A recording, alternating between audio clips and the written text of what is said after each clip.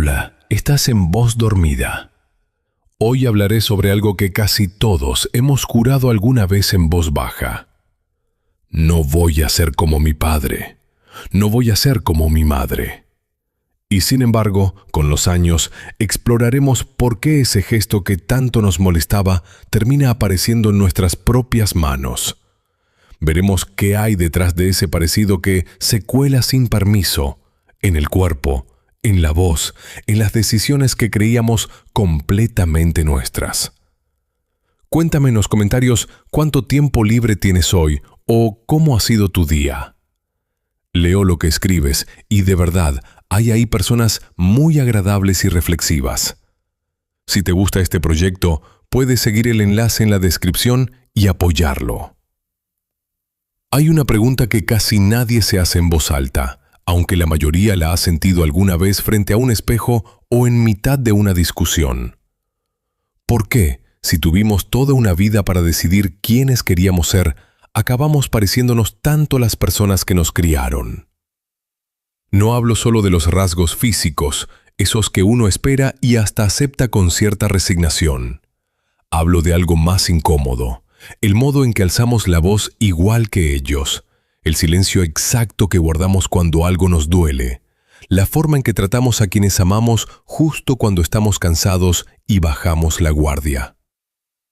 Hay distintas capas trabajando al mismo tiempo, y ninguna de ellas actúa sola.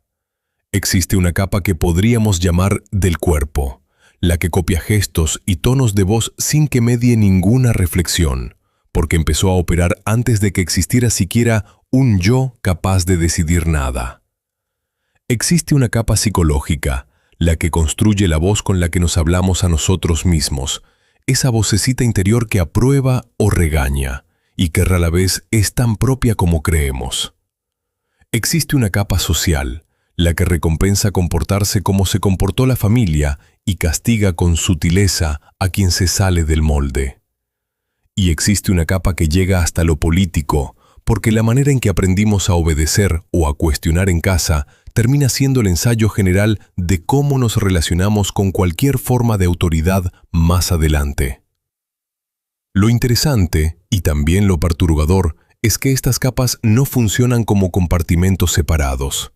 Se entrelazan, se refuerzan y muchas veces actúan precisamente cuando menos lo esperamos, en los momentos de cansancio, de estrés, de urgencia, cuando no queda margen para pensar y el cuerpo recurre a lo que ya conoce, a lo que fue entrenado desde la infancia sin que nadie lo llamara entrenamiento. Así que la pregunta que voy a acompañarte a explorar no es simplemente por qué nos parecemos a nuestros padres. Es algo más incómodo todavía. Es hasta qué punto ese parecido nos deja algún margen real de elección y qué significa, entonces, eso que llamamos ser uno mismo. Antes de que puedas decidir nada, tu cuerpo ya ha empezado a copiar. Ese es el primer dato incómodo con el que hay que trabajar. Mucho antes de que exista un pensamiento que diga, quiero ser así, o no quiero parecerme a esto, hay un cerebro infantil ocupado en algo mucho más básico, que es sobrevivir observando. Las neuronas encargadas de esa observación no distinguen entre lo que conviene imitar y lo que no. Registran, copian, guardan. Un bebé que ve fruncir el ceño, frunce el ceño. Un niño que escucha un tono de voz elevado en la mesa, aprende ese tono como una posibilidad legítima de comunicación, no como una anomalía a evitar. Aquí está la parte que suele sorprender. Ese aprendizaje ocurre antes de que exista lo que llamamos un yo con capacidad de elegir. No hay un momento en el que el niño se sienta frente a un menú de gestos posibles y escoja el de su padre por parecerle más eficiente. La imitación llega primero y el yo que después juzgará ese gesto como propio o ajeno se construye encima, no antes. Es como levantar una casa sobre cimientos que ya estaban puestos por otra persona. Puedes decorar las habitaciones a tu gusto, pero la estructura que sostiene el techo lleva la firma de alguien que trabajó ahí mucho antes de que tú llegaras a habitar el lugar.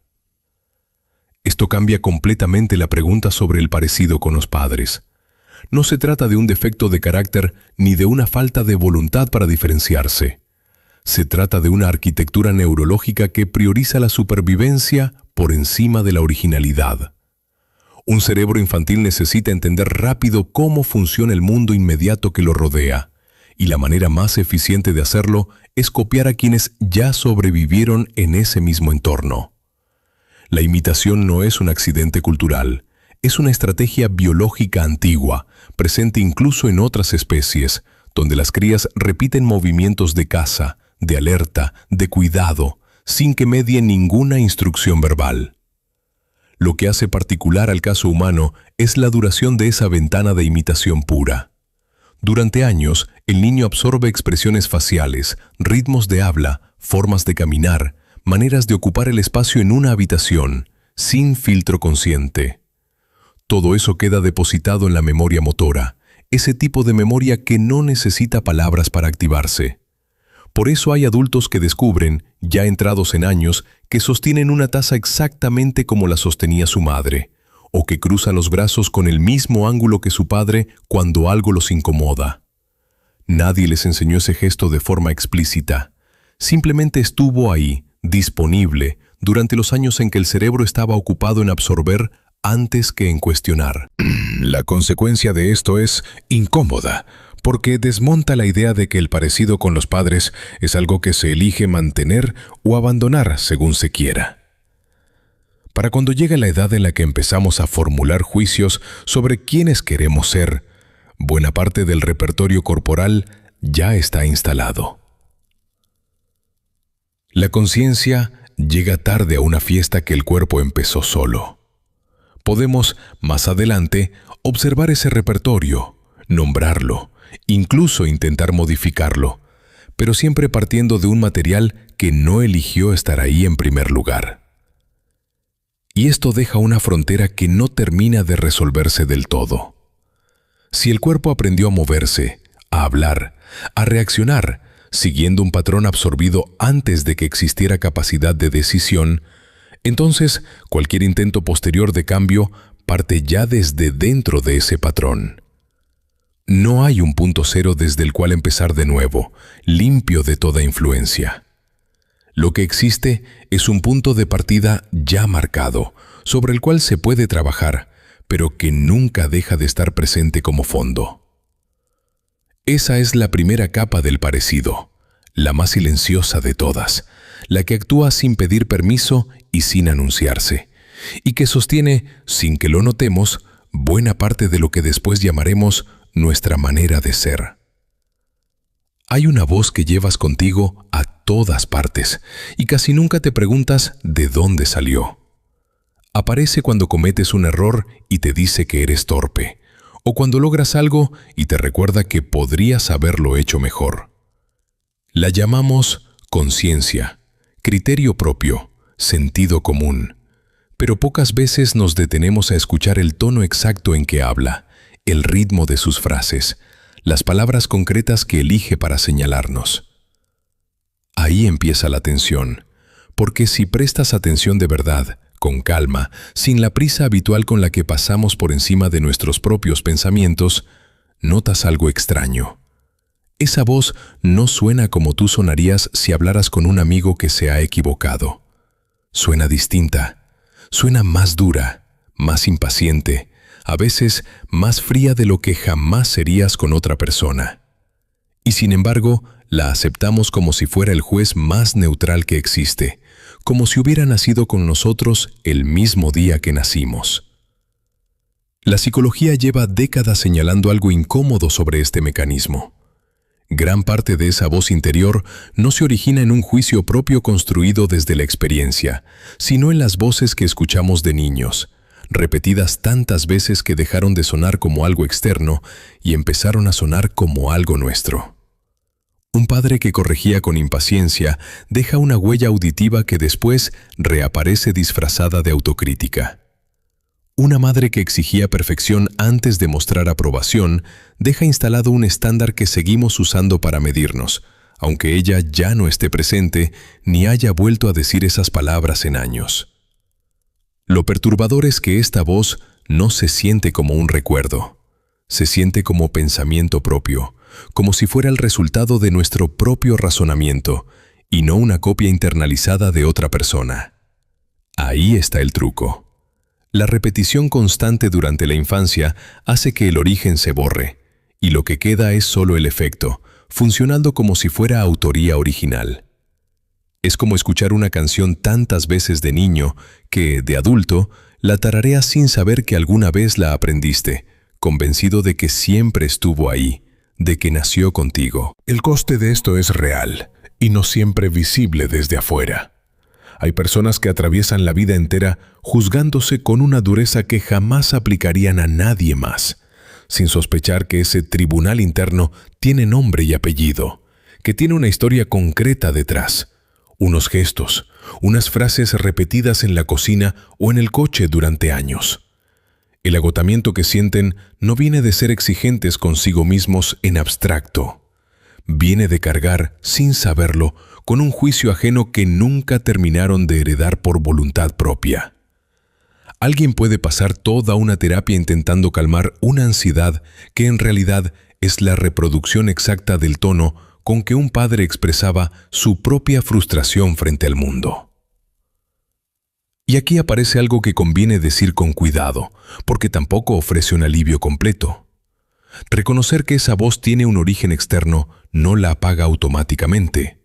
Saber que la dureza con la que te hablas no nació contigo, sino que fue instalada, no borra el hábito de años de repetición.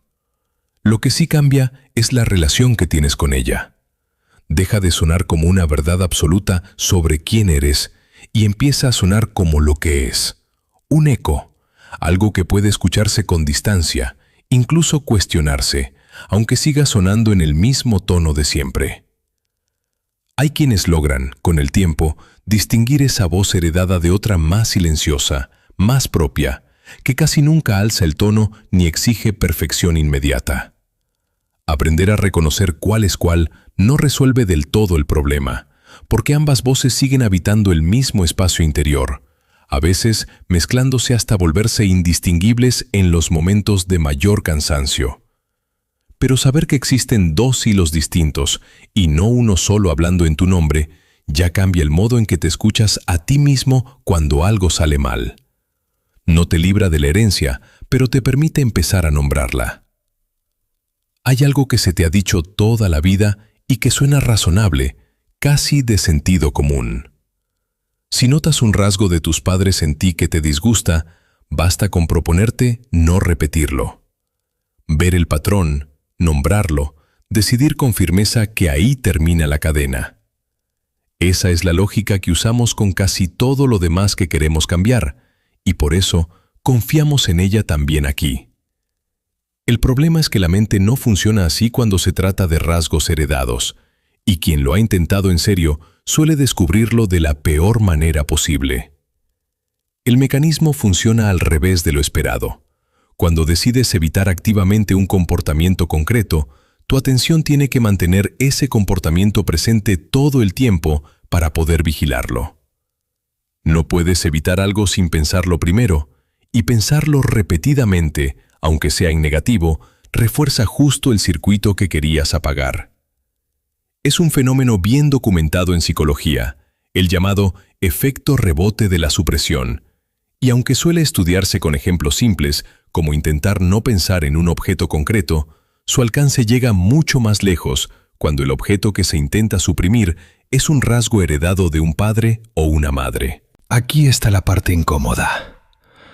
Vigilar constantemente si estás siendo igual de impaciente que tu padre te obliga a mantener activo en cada situación tensa el patrón exacto de impaciencia que quieres evitar. Estás comparando tu reacción presente con una plantilla heredada, y esa comparación exige tener la plantilla siempre disponible en la mente. El rasgo que querías dejar atrás se convierte, paradójicamente, en el punto de referencia constante desde el cual mides todo lo que haces. No lo abandonas, lo instalas como el criterio con el que evalúas cada momento de tu vida. Y sirve para preguntarse qué ocurre exactamente cuando la vigilancia baja la guardia. Porque nadie mantiene un control consciente todo el tiempo.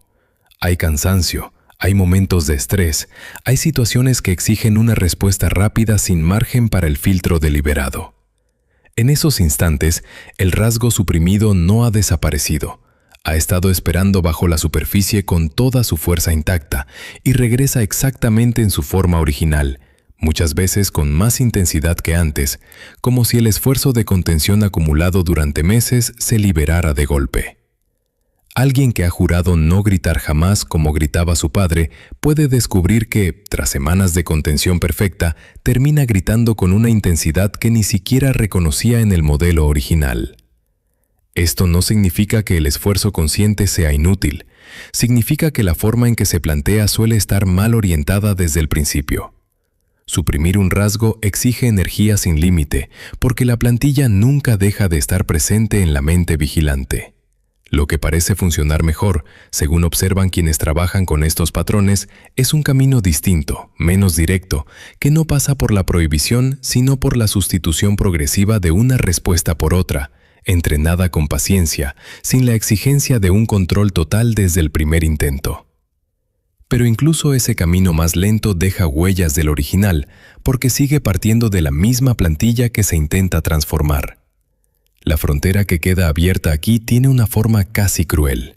Cuanto más empeño pones en demostrarte que no eres como tu padre o tu madre en un aspecto concreto, más pruebas terminas generando de que ese aspecto sigue plenamente operativo dentro de ti, activo cada vez que decides medirte contra él.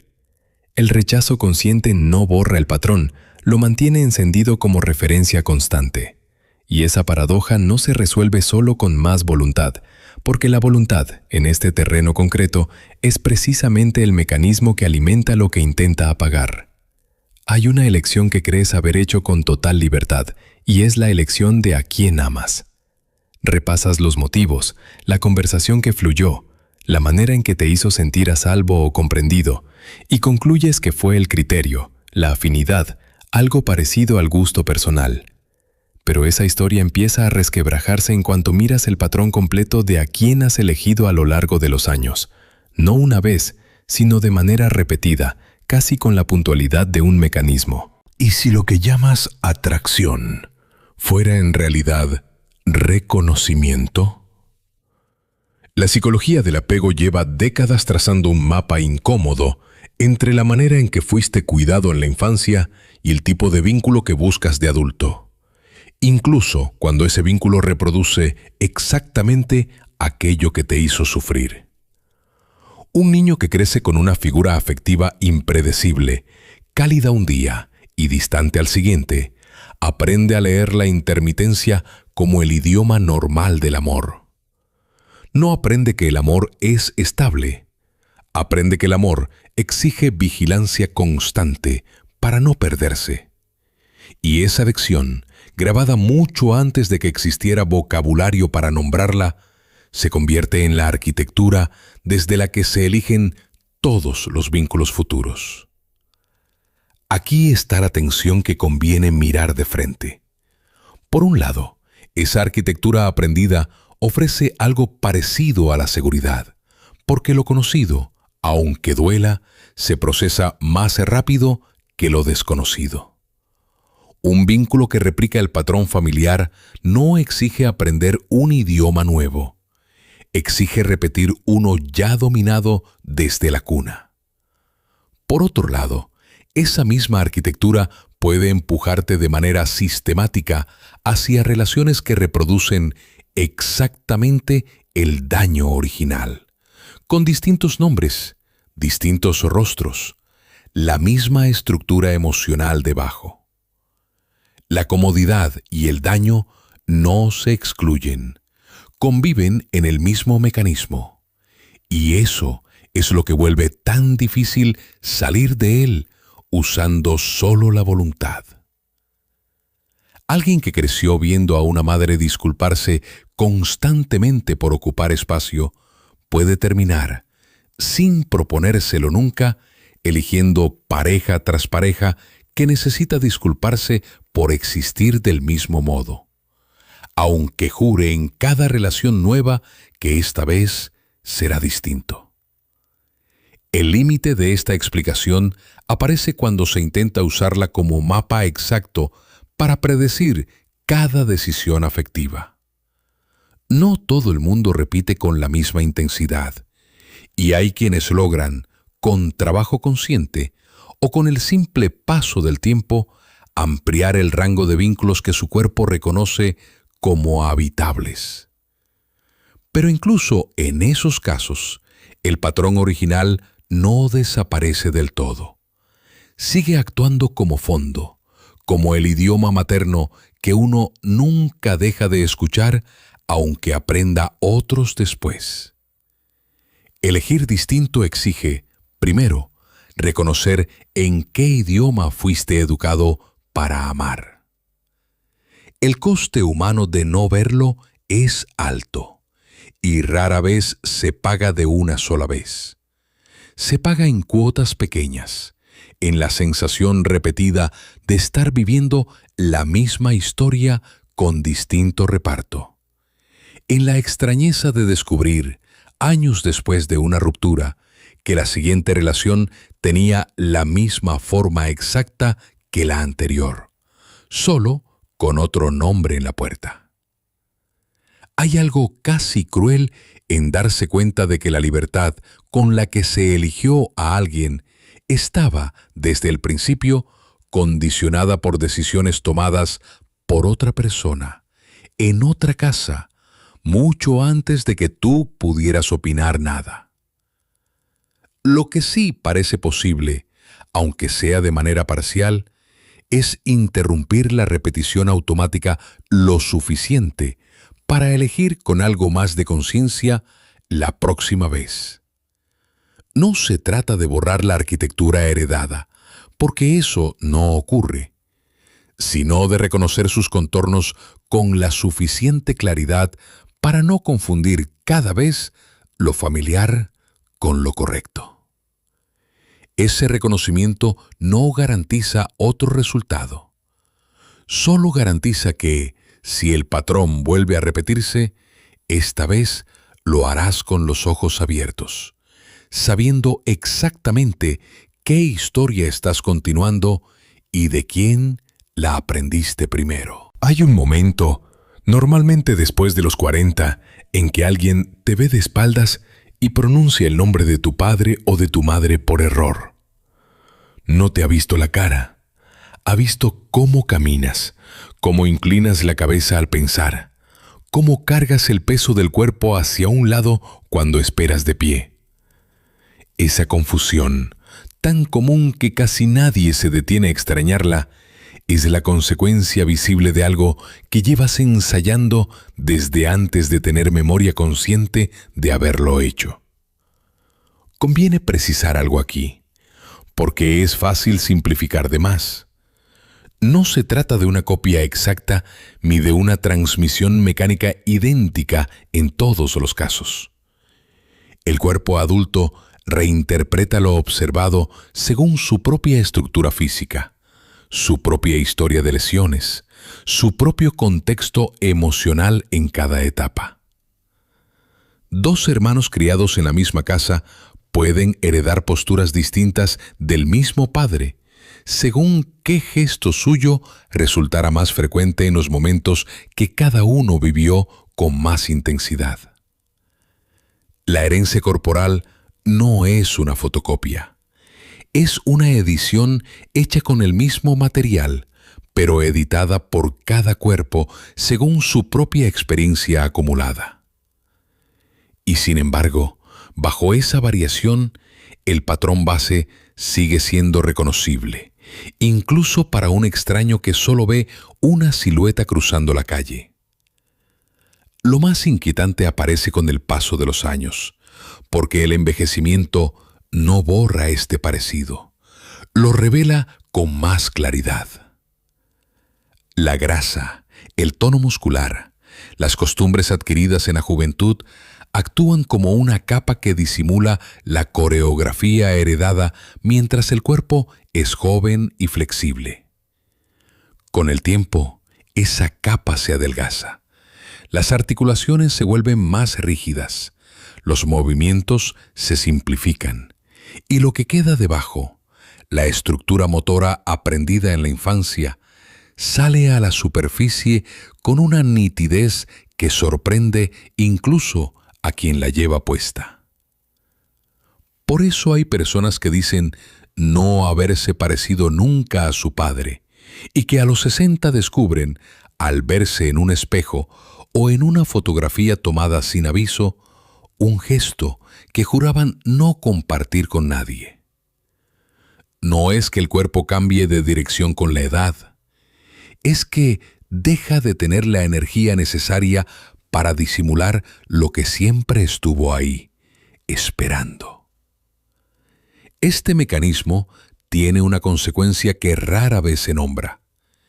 Si el gesto y la postura se aprenden por observación temprana, entonces gran parte de lo que llamamos carácter físico, esa manera única de ocupar el espacio que cada persona cree tan propia, no nace de una esencia individual, sino de años de convivencia con un cuerpo ajeno que sirvió de modelo antes de que existiera capacidad crítica para elegir otro. La forma en que te sientas cuando estás triste, el gesto con el que te apoyas en una pared al esperar, el modo exacto en que arrugas la frente al concentrarte. Todo eso llegó a ti por el mismo camino silencioso por el que llegaron la voz interior y los vínculos afectivos de los que ya hemos hablado. El cuerpo no decide parecerse, simplemente aprendió muy pronto el único idioma motor que tuvo disponible para observar. Queda entonces una pregunta incómoda flotando bajo la piel, y es si alguna vez fuiste dueño por completo de tu propio cuerpo, o si desde el principio fuiste el escenario donde otro cuerpo, el de tus padres, siguió actuando después de haberte dado forma. Hay una escena que se repite en miles de casas distintas y que casi nadie cuenta en voz alta. Un padre agotado, a las tantas de la noche, con un hijo que no deja de llorar, escucha salir de su propia boca una frase exacta, con el mismo tono cortante que juró de niño no repetir jamás. No la pensó, no la eligió entre varias opciones disponibles. Salió sola, completa, con la entonación exacta de quien la dijo primero décadas atrás, en una casa que ya no existe, pero que sigue funcionando dentro de este cuerpo cansado, como si nunca se hubiera apagado.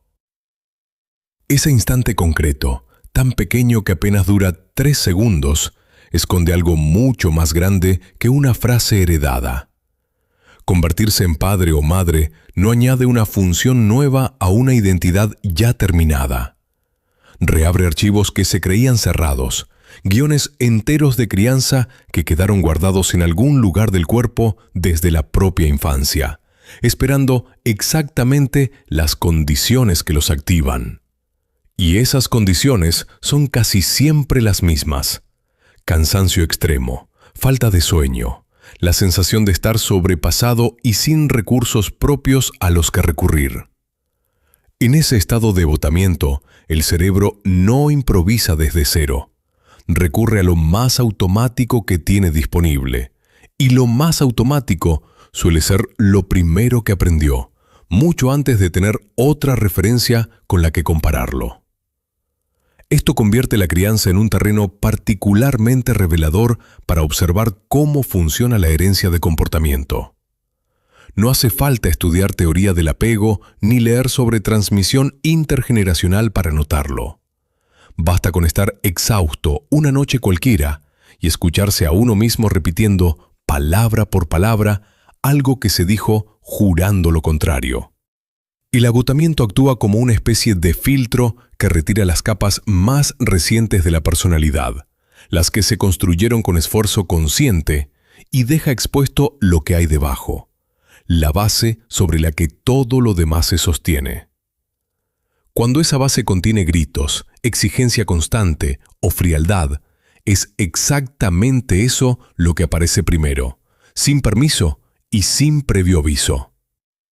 Lo que este mecanismo revela, a una escala más amplia, es que la identidad adulta funciona con capas superpuestas, no con una sustitución completa de lo antiguo por lo nuevo. Uno puede pasar años construyendo una forma distinta de tratar a los demás, más paciente, más consciente. Y esa construcción es real, tiene efecto en la vida diaria, en las relaciones, en el trabajo. Pero convive todo el tiempo con la capa original, que no desaparece por haber sido cubierta. La crianza, precisamente porque exige tanto esfuerzo sostenido y deja tan poco margen de descanso, es de los pocos contextos capaces de agotar esas capas superiores con la suficiente rapidez para dejar visible lo que hay más abajo. Por eso tantas personas describen la experiencia de tener hijos como un espejo incómodo, uno que no muestra la versión de sí mismos que habían elegido mostrar, sino la versión que llevaban dentro sin saberlo del todo. Aún así, hay que poner un límite a esta explicación antes de que se convierta en una condena sin salida. No todo padre agotado repite automáticamente el patrón más duro que vivió. Existe un margen, estrecho pero real, entre reconocer el impulso mientras aparece y dejarlo actuar sin más. Ese margen depende en parte de haber podido, en algún momento anterior, mirar de frente el propio guión heredado, nombrarlo, entender de dónde viene cada reacción automática antes de que el cansancio la dispare sin filtro. Quien ha hecho ese trabajo previo no evita sentir el impulso, porque el impulso sigue ahí, grabado en el mismo lugar de siempre, pero puede, a veces, interceptarlo un segundo antes de que se convierta en palabra y elegir otra cosa, aunque le cueste el doble de energía que a alguien que simplemente se deja llevar. Queda entonces una pregunta que conviene dejar abierta en lugar de responderla demasiado rápido. Si convertirse en padre o madre reactiva con tanta fuerza los guiones de la propia infancia, ¿qué parte de la crianza que ofrecemos a nuestros hijos es realmente decisión nuestra? ¿Y qué parte es simplemente la casa de nuestros propios padres, reconstruida sin planos, en otra dirección, con otros muebles, pero sobre los mismos cimientos? Hay una escala en la que este parecido deja de ser un asunto de casa y se convierte en un asunto de sistema. Todo lo que hemos visto hasta ahora, el cuerpo que copia gestos, la voz que juzga con acento heredado, los vínculos que replican arquitecturas antiguas, ocurre dentro de la persona. Pero fuera de ella, sosteniendo todo eso desde afuera, hay estructuras que no se limitan a observar la repetición, la premian activamente. La escuela, el trabajo, la religión, cualquier institución que organice a un grupo humano durante años tiende a recompensar a quien encaja con el molde familiar del que proviene y a incomodar, de formas sutiles pero constantes, a quien se desvía de él. Piensa en un aula concreta, con 30 niños de la misma edad sentados frente a un adulto que evalúa su comportamiento. El niño que llega de una casa donde se obedece sin preguntar suele ser descrito como tranquilo, colaborador, fácil de llevar. El niño que llega de una casa donde se cuestiona todo, donde se discute antes de aceptar una orden, suele ser descrito como difícil, desafiante, alguien que necesita más control. Ninguno de los dos eligió su temperamento en ese momento. Ambos trajeron consigo, sin saberlo, el patrón relacional aprendido en su propia mesa familiar. Pero el sistema escolar no evalúa el origen de ese patrón, evalúa el resultado. Y el resultado casi siempre favorece a quien ya viene entrenado para obedecer estructuras jerárquicas sin fricción. Ahí aparece la ruptura que conviene mirar de frente. La institución se presenta a sí misma como un espacio neutral, un lugar donde se mide el mérito, el esfuerzo, la capacidad individual de cada persona. Pero lo que en realidad mide, con mucha frecuencia, es el grado de compatibilidad entre el patrón familiar de origen y las normas implícitas de la propia institución. Quien creció en una casa cuya lógica de autoridad se parece a la lógica de la escuela, o más tarde a la del trabajo, avanza con menos fricción, recibe menos correcciones, es señalado con menos frecuencia como problemático.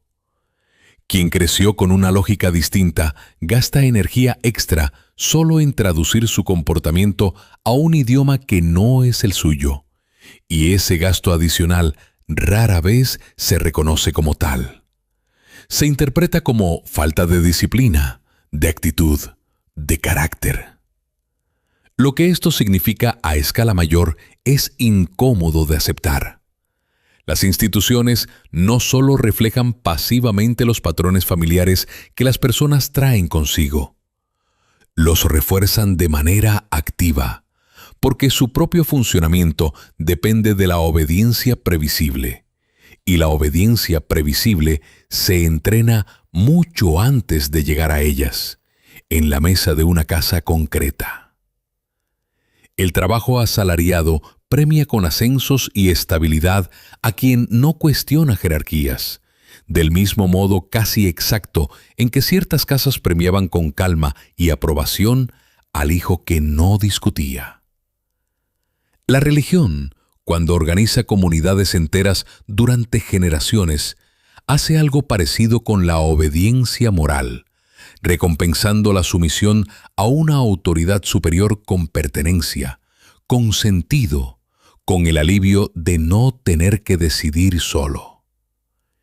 En los tres espacios, la recompensa no va dirigida al mérito abstracto, va dirigida a quien ya trae incorporado el patrón que la institución necesita para funcionar sin resistencia.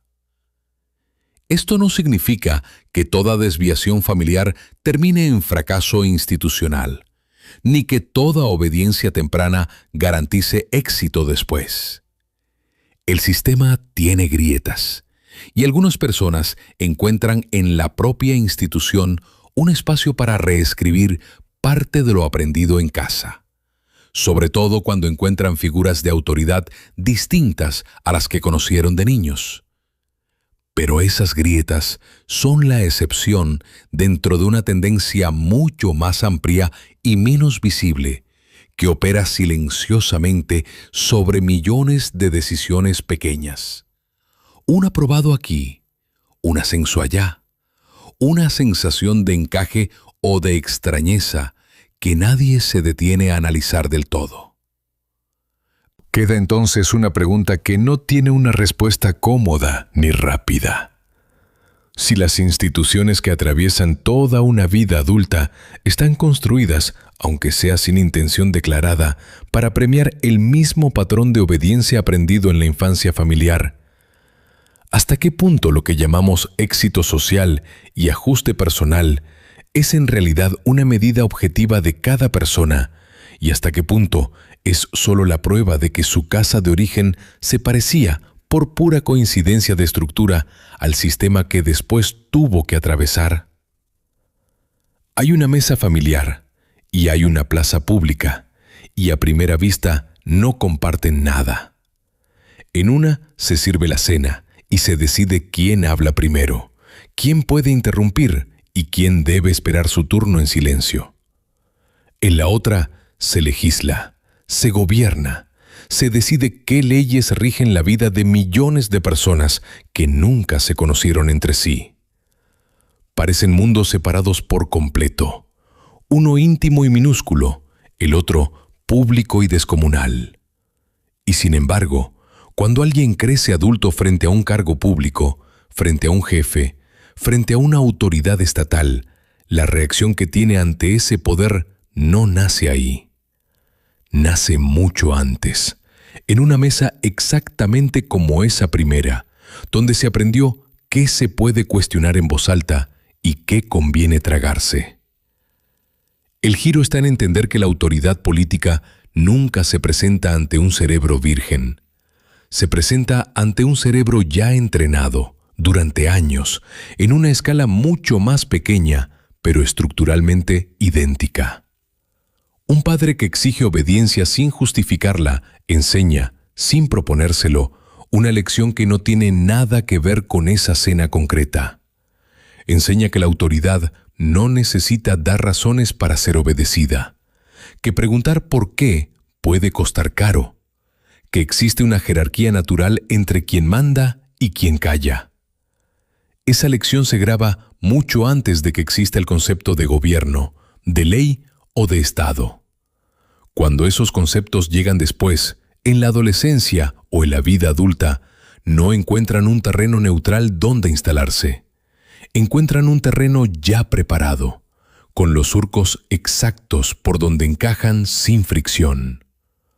Por eso una persona que discutió sistemáticamente las órdenes en casa, que exigió razones antes de obedecer, suele traer consigo una alarma interna más sensible frente a cualquier autoridad que exige sumisión sin justificarse, sea un jefe, sea una institución, sea un gobierno. Y una persona que aprendió a obedecer sin preguntar tiende a experimentar la autoridad política, incluso la más arbitraria, como algo casi natural, casi de sentido común, algo que simplemente así funcionan las cosas. Ninguna de las dos posturas se elige conscientemente en la vida adulta. Se hereda del entrenamiento previo, del mismo modo en que se hereda un acento o una forma de caminar. Esto explica algo que suele desconcertar cuando se observa desde fuera. Sociedades enteras aceptan medidas autoritarias con una facilidad que parece contradecir el sentido común, mientras que otras se resisten con fuerza a restricciones mucho más leves. La diferencia no está solo en la ideología política del momento, ni en la información disponible, ni en el nivel educativo formal de cada población. Está también, de forma silenciosa, en el tipo de autoridad que millones de personas ensayaron primero en su propia infancia, en miles de mesas distintas, con reglas parecidas repetidas generación tras generación. La obediencia política no empieza en la urna ni en la plaza. Empieza en la cocina, en la hora de dormir, en la orden que no admitía respuesta. Ahí queda la fijación de este mecanismo, la parte que no se disuelve por mucho que se analice. Un adulto puede leer teoría política, puede formar opiniones sofisticadas sobre el poder y sus límites, puede incluso participar activamente en movimientos que cuestionan estructuras de autoridad. Y sin embargo, frente a una figura concreta que reproduce el gesto exacto de mando que vivió en casa, ese mismo adulto puede sentir un impulso de obediencia automática que contradice por completo sus propias convicciones razonadas. La teoría vive en un piso de la mente. El entrenamiento vive en otro, más antiguo, más profundo, construido con material distinto. Cuando ambos entran en conflicto, no siempre gana la teoría. Esto deja abierta una posibilidad incómoda que conviene sostener sin resolverla del todo. Si el primer ensayo de sumisión o de resistencia ocurre en la infancia, dentro de una casa concreta, entonces buena parte de lo que llamamos convicción política adulta podría ser, en su capa más profunda, la simple continuación de un patrón afectivo aprendido mucho antes de tener edad para votar, para leer, para pensar en abstracto sobre el poder y sus formas. Hay una casa donde algo se rompió hace ya 2 generaciones y nadie en esa casa recuerda con exactitud qué fue. Solo saben que hay un silencio en cierta hora, una tensión frente a ciertas palabras, un modo de reaccionar ante el abandono que parece desproporcionado frente a lo que realmente ocurrió. Ese silencio no nació con la persona que lo porta hoy. Se transmitió, casi intacto, desde alguien que tampoco lo eligió. El trauma que pasa de una generación a otra no se comporta como un accidente aislado que le ocurre a una familia por mala suerte. Funciona como un mecanismo con reglas propias, con una lógica que se repite de forma tan constante en tantos contextos distintos que resulta difícil seguir llamándolo casualidad. Un padre que sobrevivió a una privación severa, ya sea hambre, violencia, abandono o miedo constante, no solo carga con el recuerdo de lo vivido. Transmite, sin proponérselo, una forma de estar alerta ante el mundo, una desconfianza básica hacia la seguridad, una expectativa de que en cualquier momento algo puede derrumbarse. Los hijos de esa persona crecen dentro de esa alerta como si fuera el clima natural de la casa, sin conocer nunca otra temperatura posible. Y cuando ellos mismos tienen hijos, transmiten a su vez esa misma vigilancia, aunque el peligro original ya no exista en ningún lugar cercano. Lo llamativo de este mecanismo es que no necesita palabras para funcionar. No hace falta que nadie cuente la historia completa, ni que explique de dónde viene el miedo o la desconfianza. Basta con los gestos cotidianos, con la forma de reaccionar ante ciertos sonidos, con la rigidez frente a determinadas situaciones que a otros les parecerían inofensivas. Un niño no necesita conocer los detalles de una guerra o de una hambruna para heredar la tensión corporal de quien la vivió. Le basta con crecer al lado de esa tensión, respirarla como parte del ambiente y llevarla consigo cuando se convierta en adulto, sin saber muy bien por qué reacciona así ante ciertas cosas. Aquí conviene mirar algo que suele pasarse por alto cuando se piensa el trauma solo como herida personal. Ese mecanismo generacional no ocurre en el vacío. Sostiene, con frecuencia, formas concretas de orden social y de poder que se benefician precisamente de esa transmisión.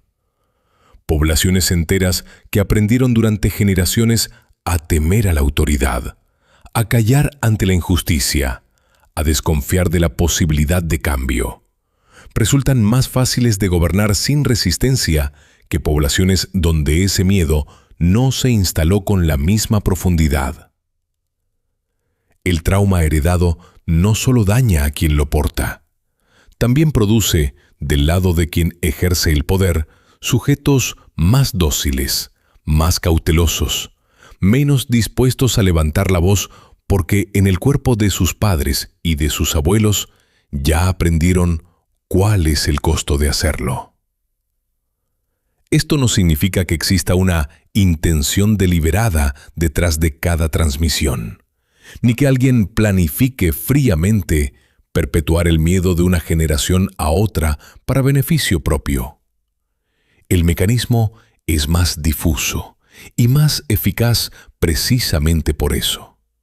Funciona sin necesidad de coordinación consciente, porque cada familia, al proteger a sus hijos del peligro que ya conoció, termina transmitiendo también la forma exacta de ese peligro, aunque las circunstancias externas hayan cambiado por completo. Se protege enseñando a temer, y ese temor sobrevive mucho más tiempo que la amenaza original que le dio origen. Queda entonces algo difícil de sostener sin incomodidad. Si el trauma se transmite como estructura y no solo como anécdota personal, buena parte de lo que cada persona experimenta como su propio miedo particular, su propia desconfianza, su propia forma de anticipar el desastre, podría ser en realidad la huella de una historia que no vivió con su propio cuerpo, sino que recibió ya formada, como una herramienta útil para sobrevivir en un mundo que quizás ya no exista de la misma manera. Ese trasfondo estructural no se resuelve solo con voluntad individual, porque lo que se transmite entre generaciones sostiene, sin que nadie lo pida explícitamente, un orden más amplio que se beneficia de que ese miedo permanezca intacto, silencioso, funcionando exactamente como fue diseñado para funcionar, aunque nadie lo haya diseñado del todo. Hay una pregunta que se puede evitar durante años y que en algún momento se cuela igual. Casi siempre de noche, casi siempre sin invitación. Si tanto de lo que soy fue copiado antes de que yo existiera, como conciencia capaz de elegir, si mi voz interior repite un guión ajeno, si mis vínculos siguen un mapa dibujado por otros, si mi cuerpo envejece con gestos que no inventé, si el trauma que cargo perteneció antes a alguien más, entonces cabe preguntar con toda seriedad si existe alguien detrás de todo eso. Alguien original. Un yo que no sea simplemente el punto donde confluyen todas esas herencias. La tensión de esta pregunta no es abstracta ni cómoda. Tiene un peso concreto, porque de su respuesta depende algo que damos por sentado casi sin pensarlo.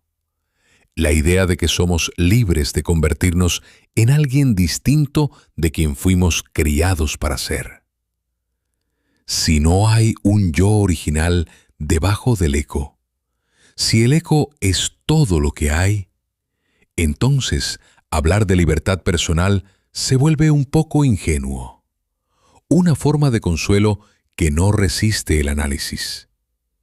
Y si en cambio existe algo, aunque sea mínimo, que no proviene de la herencia, entonces ese algo merece ser buscado con precisión. Porque ahí estaría la única base real desde la cual cambiar cualquier otra cosa. El primer intento de responder suele ser optimista. Se dice que el yo original está en las elecciones, en los momentos donde alguien decide, frente a dos caminos, tomar uno distinto del que sus padres habrían tomado. Pero esa respuesta se derrumba con facilidad en cuanto se examina de cerca. Elegir de forma distinta a los padres sigue siendo, en muchos casos, una reacción determinada por ellos.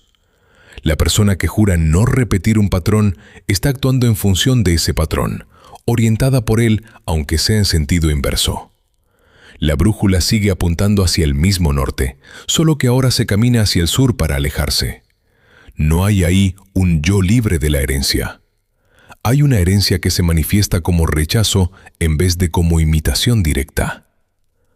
Un segundo intento busca el yo original en los gustos, en las preferencias íntimas, en lo que a cada persona le produce placer o rechazo sin que nadie se lo haya enseñado explícitamente. Pero también esto se disuelve con cuidado.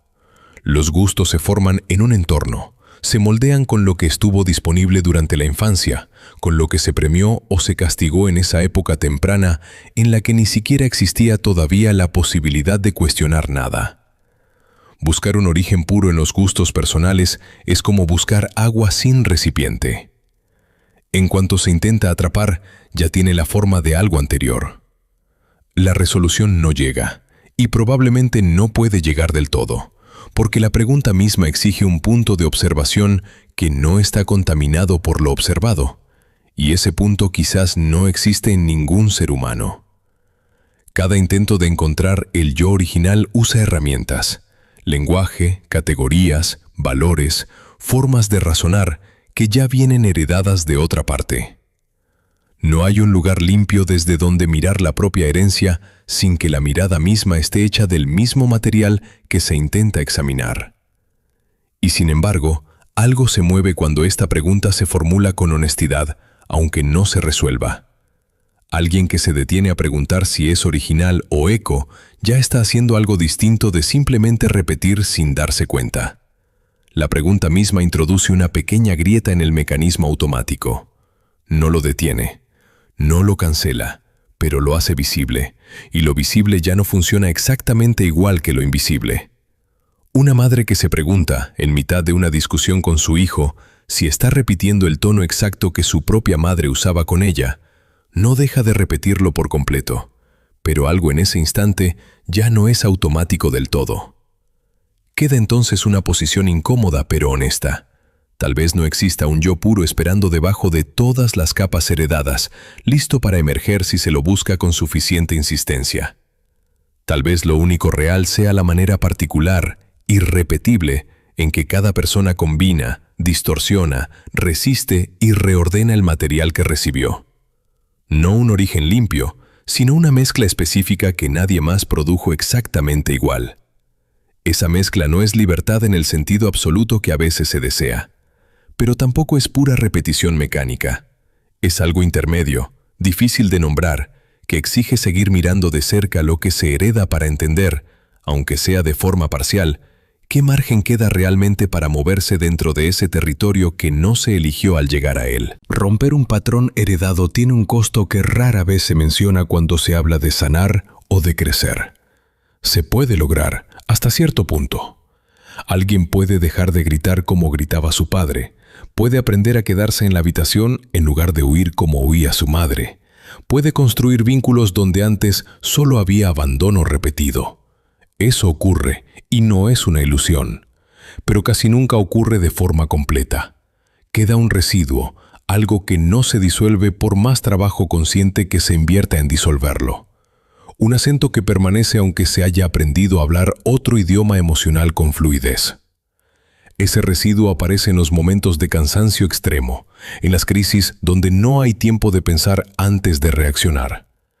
Ahí, casi siempre, regresa el gesto antiguo, la frase heredada, el tono que se juró no repetir. No porque el esfuerzo haya sido inútil, sino porque hay una capa que actúa antes de la voluntad, una capa que se instaló demasiado temprano como para ser reescrita por completo. La libertad frente a la herencia existe, pero opera dentro de un margen, no fuera de él. Aceptar esto tiene un efecto extraño. En lugar de vivirlo como derrota, puede vivirse como una forma distinta de continuidad. No se trata de borrar a los padres del propio cuerpo, sino de decidir qué parte de ellos se sostiene y cuál se transforma. La imitación temprana que copiaba gestos sin conciencia, la voz interior que juzgaba con palabras ajenas, los vínculos que repetían mapas afectivos antiguos, el trauma que llegó ya formado desde otra generación. Todo eso sigue presente, pero ya no opera exactamente igual una vez que ha sido mirado de frente. Mirar no borra el patrón. Lo altera lo suficiente como para que dejar de ser puro automatismo. Queda entonces una imagen completa, aunque incómoda. Nos parecemos a nuestros padres porque el cuerpo aprendió antes de que hubiera decisión posible, porque la voz que nos juzga fue prestada, porque el rechazo consciente de un rasgo a veces lo fortalece en vez de disolverlo, porque elegimos compañías según arquitecturas afectivas de infancia, porque las instituciones premian la obediencia al patrón familiar y la política empieza a ensayarse en la mesa de casa, porque el trauma se transmite como estructura y no solo como anécdota. Todo eso compone un mismo fenómeno visto desde ángulos distintos, y ninguno de esos ángulos, por sí solo, explica el conjunto. La pregunta por el yo original queda abierta, y probablemente deba quedarlo. No hay consuelo fácil en admitir que la libertad respecto a la herencia es parcial, que siempre queda un acento, un reflejo, un gesto que vuelve en el peor momento. Pero tampoco hay condena absoluta en eso. Hay, quizás, algo más honesto que cualquier promesa de reinvención total. Cada persona es una mezcla irrepetible del material que recibió, distorsionado, resistido, reordenado a su manera particular. Eso no es un origen limpio. Es, sin embargo, lo único verdaderamente propio que tenemos para trabajar. Quizás la pregunta correcta nunca fue cómo dejar de parecernos a nuestros padres. Quizás fue siempre otra, más difícil de sostener. ¿Qué hacemos exactamente con lo que se nos dio antes de que pudiéramos decidir nada? Buenas noches.